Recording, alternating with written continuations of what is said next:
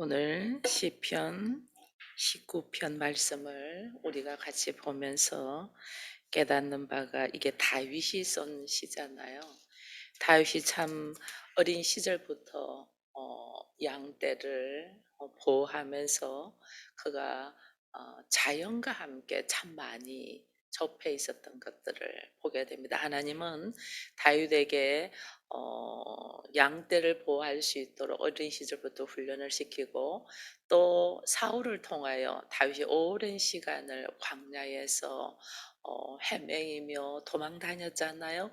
그 시절에 다윗을 통하여, 자연을 통하여 하나님을 깨달을 수 있는 은혜를 주신 것을 특별히 시편 19편을 보면서 더더욱 알 수 있는 것들이, 우리는 늘 하나님을 바라봐야 되는데 인간은 하나님을 보지 아니고 땅의 것만 많이 보잖아요. 사람이 이렇게 두 발로 걸을 수 있다는 거는 두 발을 걸으면서 하늘을 바라는 거거든요.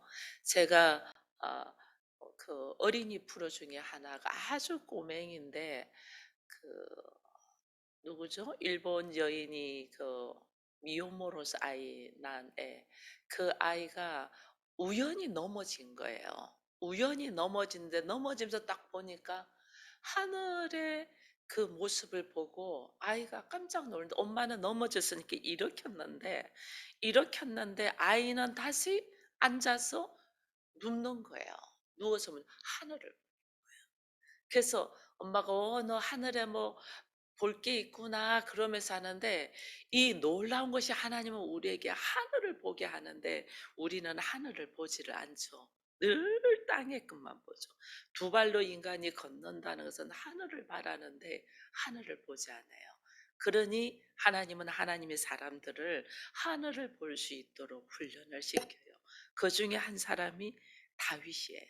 그래서 어린 시절에는 양을 보호하면서, 양떼를 보호하면서 그는 밤하늘의 이 별들과 달과, 또 낮에는 태양의 해를 바라봤고, 또 장년이 되었을 때는 사울에게 도망을 다니면서 그 고통 속에서 밤하늘의 이 별과 달과, 낮에 떠 있는 하늘과 구름을 보면서 하나님의 놀라운 은혜들을 경험한 것을 오늘 19편에 기록되어 있는 것을 보게 돼요. 그래서 하나님은 이 다윗을, 자연을 통하여 그의 입에서 저절로 시가 나오도록 했던, 이제 시편이 150편까지 있지만은 다윗이 고백한 시들이 굉장히 많잖아요.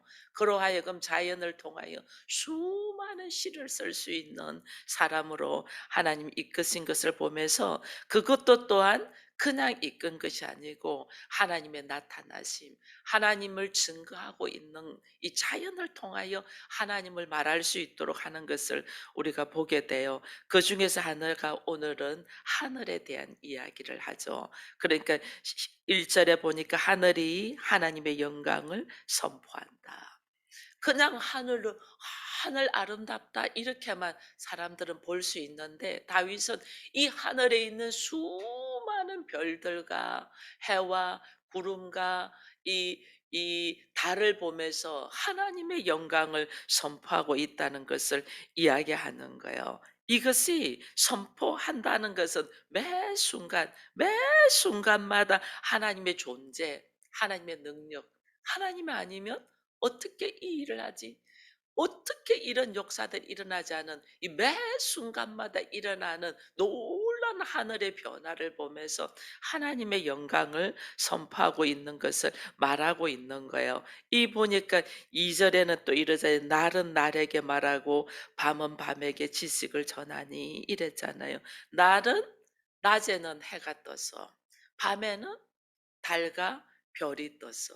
이게 여기 보면 언어도 없고 말씀도 없고 들리는 소리도 없으나 이랬잖아요. 아무 말을 하지 않아요. 언어도 없고 소리도 없고 들리는 것도 아무도 없는데 그의 소리가 온 땅에 통하고 그의 말씀이 이 세상 끝까지 이른다. 이게 아무 말씀을 하지 않는데 해가 뜨고 해가 지는 모습. 우리는 사람들은 해 맞이한다고 해 뜨는 모습을 막 보러 가요. 근데 그 해가 딱 뜨면서 전 세계가 환해지고 해가 지는 또 해지는 노을을 참 좋아하잖아요. 이 아름다운 모습만 봐요. 그 아름다운 모습 속에서 해가 그 장황했던 해도 떨어지는 순간에 딱 떨어지면서 온 세상이 어두워지는 속에서 하나님의 이 음성, 하나님의 메시지를 듣는 거죠. 아무 말을 하지 않는데 그 자연의 흐름 속에서 하나님의 메시지. 밤하늘에 떠 있는 달과 수많은 별들을 보면서 하나님의 영광의 메시지를 듣는다는 거예요. 그래서 낮은 날에게 밤은 밤에게 지식을 전한다. 무슨 지식을 전하겠어요? 하나님을 찾고 찾는 자만이 하나님의 음성이 들리는 거. 하나님의 놀란 능력과 지식이 보이는 거예요. 그래서 이 우리가 늘 이 하늘의 변화 그리고 또 자연의 움직임 속에서 하나님의 이 마음을 읽을 수 있는 우리가 될 수 있기를 바랍니다. 그래서 이 다윗은 그런 아무 말하지 않는 그 자연 속에서도 하나님의 영광을 드러내고 있는 것들을 시로 그러니까 고백하면서 해는 그의 신방에서 나오는 신랑과 같고 그의 길을 달리기를 기뻐하는 장사 같아서 하늘 이 끝에서 나와서 하늘 저 끝까지 오직 창조주의 뜻을 쫓아서 그의 일을 묵묵하게 하고 있는 그 모습들을 이야기하면서 낮에는 해가 떠서 즐거움으로 하나님을 즐거워하고 밤에는 해가 짐으로 말미암아 우리가 뭐해요? 하나님의 품 안에서 안식하라고 하는 이 놀라운 하나님의 메시지를 다윗은 자연을 통해서 보고 있는 것을 봅니다. 그래서 이 해와 달과 별들이 아무 언어는 하지 않는 거 말은 하지 않는 것 같은데 영안이 열리고 귀가 열리고 아버지께로 내 영혼이 열린 사람은 그 자연이 나에게 말해주는 하나님의 놀라운 메시지들을 들을 수 있는 그런 은혜가 있어야 돼요. 그래서 어떤 신학자들은 그래요. 해와 달과 별이 말하지 않지만은 서로가 서로 순회하며 하나님을 선포하고 있는 설교자다. 이런 이야기도 하고 있어요. 이게 모든 로마서에 보면 모든 만물이 창세전부터 모든 만물이 하나님에 있는 것을 반드시 말하고 있다는데 미련한 사람은 그걸 듣지 못한다고 그랬거든요. 우리는 이제 하나님이 우리에게 이 가정 목회자로 세웠잖아요. 그러면 일어나는 모든 사건과 자연과 현상을 통해서 하나님의 메시지를 드려야 돼요. 하나님 지금 나에게 무엇을 말씀하시는가? 하나님의 메시지를 다 듣는 은혜가 우리에게 있기를 축원드립니다. 그러나 그 하나님의 메시지는 우리가 자연을 통해서 듣는 하나님의 메시지는 이 하나님께로부터 듣지만은 특별히 하나님이 또 하나님의 사랑하는 자들에게 주신 것이 뭐냐면 말씀이잖아요. 말씀. 그죠? 자연을 통해서 전 세계 누구든지 야 창조주를 우리가 말할 수 있어요. 그러나 하나님이 특별히 사랑하는 자들에게는 말씀의 메시지를 준 것을 보면서 그것을 다윗이 오늘 또 이야기를 해요. 여기 보니까 하나님의 율법은 하고 이야기를 해요. 여기 보면 하나님의 말씀에 대하여 다윗이 몇 가지로 이야기를 하고 있어요. 그것이 한 가지가 아니고 하나님의 말씀의 이름을 다윗이 한 여기서 몇 가지로 말하는데 첫 번째는 7절에 보니까 여호와의 율법은 이렇게 이야기해요. 하나님의 말씀의 이름을 율법이라고 하죠. 하나님의 말씀이 여호와의 율법은 어떻게 하냐? 완전하여 무엇을 한다? 영혼을 소생시킨다. 하나님의 말씀은 여호와의 율법은 완전하여 우리를 소생시킨다. 우리가 원래는 하나님께로부터 난 자기 때문에 하나님의 형상을 가진 자였잖아요. 그러나 우리가 사단의 말에 손을 들면서 하나님의 형상이 우리가 빼앗겨 버렸잖아요. 잃어버렸잖아요. 그런데 하나님의 말씀은 그 하나님의 형상을 다시 회복시켜서 우리를 하나님의 사람으로 다시 영원한 존재로 소생시킨다. 우리를 다시 새롭게 한다. 그래서 이게 얼마나 놀라운지 몰라요. 하나님의 율법은 우리의 영혼을 소생시킨다. 원래의 내 모습으로 회복시킨다. 하나님의 형상을 회복시킨다. 죄인을 회개하여 하나님의 형상을 회복하는데, 이 회복은 하나님이 어떤 모습으로 회복하냐면, 하나님이 내가 거룩하니 너희도 거룩하라 그랬잖아요. 이게 나를 하나님의 거룩으로 다시 회복시킨다는 거죠. 그래서 그것이 하나님의 말씀입니다. 그래서 하나님의 율법은 완전하여 영혼을 소생시키고, 두 번째 하나님의 말씀을 뭐라고 이야기하냐면 여호와의 증거는 이랬어요. 하나님의 말씀을 여호와의 증거다. 이 여호와의 증거인 하나님의 말씀은 확실하다. 확실하다. 그래서 우둔한 자를 지혜롭게 한다 이거예요. 하나님은 죄 짓는 자는 대적하고 하나님의 의를 증거를 하는데, 이것을 하나님의 증거는 확실하다. 무엇이 우리가 무엇을 공격하 무엇이 나를 공격하더라도 하나님은 확실하기 때문에 나로 하여금 그 말씀의 능력으로 세워간다. 수많은 공격들이 우리에게 있어요. 왜냐하면 사단이 우는 사자와 같이 삼킬자를 잡기 때문에 우리를 막 공격하고 넘어지게 해요. 아마 가정 목회자로 여러분들이 서면서 여러분들 느끼는 게 많을 거예요. 아무리 그렇게 해도 하나님의 증거, 하나님의 말씀은 확실해서 나를 딱 세워서 나로 하여금 거기에서 이길 수 있는 능력으로 하나님은 준다는 거예요. 내가 아무리 연약할지라도 하나님의 말씀은 확실하여 우리를 지혜롭게 세운다. 이것을 보고 또 하나님의 말씀을 8절에는 여호와의 교훈이라는 말로 표현을 해요. 여호와의 교훈은 뭐하여? 정직하여 이래요. 정직하여 마음을 기쁘게 하고. 하나님은 우리로 하여금 말씀, 계명, 하나님의 뜻은 우리로 하여금 마음을 기쁘게, 말씀이 내 안에 딱 들어오면요, 내 안에서 하나님이 나를 얼마나 사랑하시는지 깨닫기 때문에 이 기쁨이 샘솟듯 일어나요. 그 기쁨이 샘솟듯 일어나는 과정들을 우리가 보면, 진리는 우리 하나님의 말씀인 진리가 내 안에 딱 들어가면 마음을 바르게 하잖아요. 바르게 하는 이 모습에서 내 안에서 좀 즐거움이 딱 일어나요. 나의 삶의 방향이 막 흔들렸는데, 어떻게 살지 몰라서 막 흔들렸는데, 이 말씀이 나로 하여금 예수 그리스도로 향하여 딱 나가도록 탁 잡아주면 내 안에서 즐거움이, 삶의 목표가 생기는 거죠. 어떻게 살아갈지 모르는 나에게 삶의 방향을 딱 잡으니까 내 안에 기쁨이 솟아나는 거예요. 그래서 여호와의 이 율법은 우리로 하여금 완전케 하여 영혼을 소생케 하고, 증거는 확실하여 나를 지혜롭게 할 뿐 아니라 교훈은 정직하여 우리의 마음에 기쁨을 준다. 또 한 가지 하나님의 말씀을 이야기하는 것이 여호와의 계명은, 하나님의 말씀의 이름들을 지금 다윗이 이게 증거하고 있는 거예요. 여호와의 계명은 순결하여 눈을 밝게 한다. 여호와의 계명은 순결하여 우리의 눈을 밝게 한다는 것은, 우리가 어둠 속에 있었는데 하나님의 말씀이 내 안에 딱 들어오면서 내 안에서 어떤 일이, 빛이 들어오잖아요. 빛이 들어오는 게 내 눈이 탁 열리죠. 눈이 열리기 시작하니까 우리가 그동안에 중요하고 소중하고 가치 있다고 전전긍긍하고 붙들고 있던 것들이 배설물과 같다는 것을 뜻해요.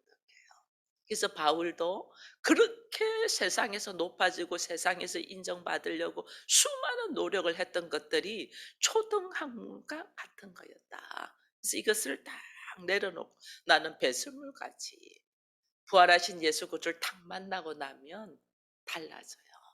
왜 우리가 말씀 속으로 들어오고 말씀을 계속해서 사모하고 묵상하고 이 말씀을 붙들고 기도하라는 것은, 얼마나 우리가 가지고 있던 가치관들이 참 어리석은 줄, 그것을 깨닫게 돼요.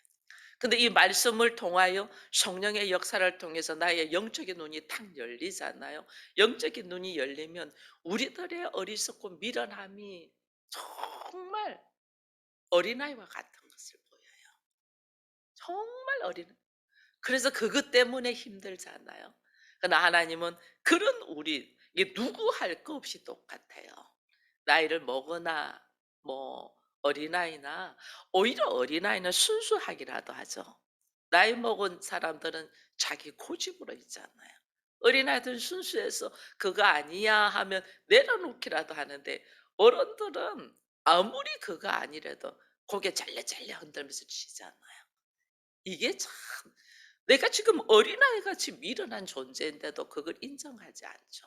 그러나 하나님의 말씀, 하나님의 계명이 내 안에 딱 들어오면 그 계명을 순결하여 내 눈을 밝게 한다. 정말 미련한 것들을 붙들고 있었다는 것을 깨닫는 거예요.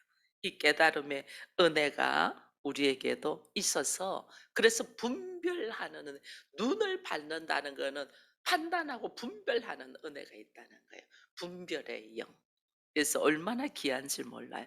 또 다윗은 여호와의 말씀을 뭐라고 이야기하냐면 9 절에 보니까 여호와를 경외하는 도는 이랬어요. 여호와를 경외하는 도 정결하여 영혼까지 이르고 이랬습니다. 여호와의 도 경외하는 도 정결하여 내적인 경건 우리가 여호와를 경외한다. 죄는 미워하고 여호와의 도가 내 안에 딱 있으니까 내 마음을 씻는 거죠. 경외하는 그런 마음 안에서 일어나니까 내 마음을 딱 씻고 내 안에 정결함으로 나가는 모습. 그래서 나로 하여금 타락하지 않는 가만히 있으면 타락하고 파괴되잖아요. 이게 말씀이 내 안에 들어옴으로 통해서 나를 타락하지 아니하고 파괴되고 사망으로 가지 않도록 나로 하여금 여호와의 도가 나로 하여금 정결하게 한다. 그리고 또 여기에 보면 여호와의 법이라고 또 이야기해요. 하나님의 말씀을 여호와의 법은 진실하여 다 의롭다. 어느 정도로 의롭냐? 금곧 많은 순금보다 더 사모할 것이며 꿀과 송이꿀보다 더 달다. 그래서 하나님이 우리로 하여금 말씀을 통하여 경고한다. 이것으로 경고를 받고 이것을 지킴으로 상이 크다. 하나님의 말씀이 꿀송이보다 달다. 금은 사람들 금은 좋아합니다. 어떤 세상에 가치 있는 보물보다 하나님의 말씀이 훨씬 귀하다는 것을 다윗은 깨달은 거예요. 이게 오늘 우리 그리스도인들에게 있어야 되는 문제예요. 세상의 어떤 것보다 하나님의 말씀이 더 귀하다. 이게 나의 영적인 보물, 이게 하나님의 말씀. 그래서 여러분 우리가 이 지난 주일날 우리가 찬양을 하면서 이 목회자들이 찬양을 그리스도의 계절이라는 찬양을 했어요. 한 손에는 복음을 들고 한 손에는 사랑을 들고 이랬거든요. 여러분 인간이 아무리 무엇을 해도 여기에 말씀이 없이는 아무것도 아니에요. 말씀을 말씀을 통하여 우리가 참 가치를 딱 알아갈 때에 이 모습이 달라지는 거예요. 그래서 지금의 나의 가장 중요한 가치가 뭘까? 왜 내가 이렇게 열심히 일하고 있나? 왜 내가 이렇게 돈을 그렇게 벌려고 하고 모으려고 하나? 여러분 말씀이에요. 예수 그리스도를 증거하기 위함이에요. 이 예수 그리스도를 증거하기 위하여 나의 열심히 수고하고 노력하는 것이 그 목표를 향하여 달려가면 삶의 방향이 달라지고 그리고 나의 달려가는 방향이 다르기 때문에 우리를 통하여 하나님의 일하심이 달라져요. 그래서 다윗이 고백하는 것이 그가 인생의 경험 속에서 어린 시절부터 나이가 들었을까지 자연을 통하여 하나님의 영광, 그들이 모든 만물이 하나님을 찬양하는 것을 봤잖아요.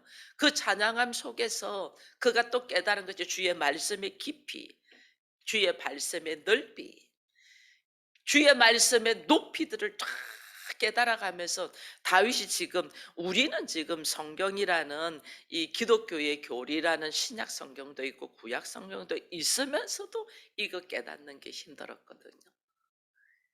다윗 시대에는 이 구약 성경만 있었잖아요. 말씀. 그것도 뭐 이렇게 뭐 보기 좋게 돼 있는 것도 아니잖아요. 근데 주의 말씀의 깊이를 그의 삶의 고통 속에서 알아가는 거죠. 이것을 놀란 은혜를 깨달았다는 것이, 이것이 복이에요. 왜? 하나님은, 다윗이 누구냐면 정말 죽어도 그만인 하나의 어린아이, 목동으로 있었던 존재잖아요. 이 목동으로 있었던 존재를 하나님이 이스라엘의 왕, 하나님의 나라의 상속자로 세우는 데 있어서 이 훈련의 과정을 시키는 거예요. 이 훈련의 과정 속에서 하나님의 우주 만물이 하나님을 찬양하고, 특별히 하나님의 말씀을 통하여 믿는 자들에게 더더욱 뜨거운 사랑의 고백을 하는 것을 딱 보면서 다윗이 말씀의 깊이들을 깨달아가는 거죠. 이 말씀의 깊이를 딱 깨달으니까 다윗의 기도가 다르잖아요. 여러분, 12절 이후부터는 다윗이 기도하는 거거든요. 이 자연과 말씀을 통하여 하나님을 깨닫고, 그다음에 다윗의 기도하는 바가 달라요. 그 기도가 뭐냐면 12절에 보니까 자기의 허물을 능히 깨달을 자 누구고, 이게 아무도 자기 허물을 깨달을 자가 없다는 거죠. 하나님의 은혜로, 나의 환경의 고통 속에서 하나님의 은혜로 나의 얼마나 어리석고 미련한 걸 깨달아 간다는 거죠. 그래서 나의 허물 누구도 깨달을 자 없는데 하나님이 나로 하여금 깨닫게 하셨다. 그래서 그의 기도가 나를 숨은 허물에서 벗어나게 하소서. 자기도 알지 못하는 나의 허물들이 엄청 많다는 거죠. 왜? 고통을 받아보면서, 아파보면서, 삶의 힘듦 속에서 나의 허물이 얼마나 있는가를 보는 거죠. 지금 현재 우리도 마찬가지예요. 일어나는 사건 속에서 얼마나 나의 참 부끄러운 허물들이 있는가를 보는 거죠. 그래서 다윗의 고백이, 하나님, 나도 내가 알지 못하는 나에 있는 숨은 허물에서 벗어나게 해 주십시오. 나도 부족하다. 나의 이 부족한 허물에서, 말씀을요 알면 알수록 내가 얼마나 허물이 많은 자라는 걸 깨달아요. 말씀을 모를 때는 내가 잘난 줄 알아요. 나 뭐 이만하면 괜찮은, 나만한 사람이 어디 있나 이렇게 요 근데 말씀의 깊이를 알면 알수록 우리가 얼마나 어리석고 부족한 자라는 걸 깨달아요. 다윗이 말씀의 깊이를 깨달으면서 나의 숨은 허물이 얼마나 있을까? 내가 지금 아는 것도 이렇게 많은데 나의 숨은 허물은 얼마나 있을까? 하나님, 나의 숨은 허물을 벗어나게 해 주십시오. 이 기도를 지금 다윗이 하고 있는 걸 보고, 그다음에 13절에는 보니까 또 주의 종에게 고의로 죄를 짓지 말게 하사 그 죄가 나를 주장하지 못하게 하소서.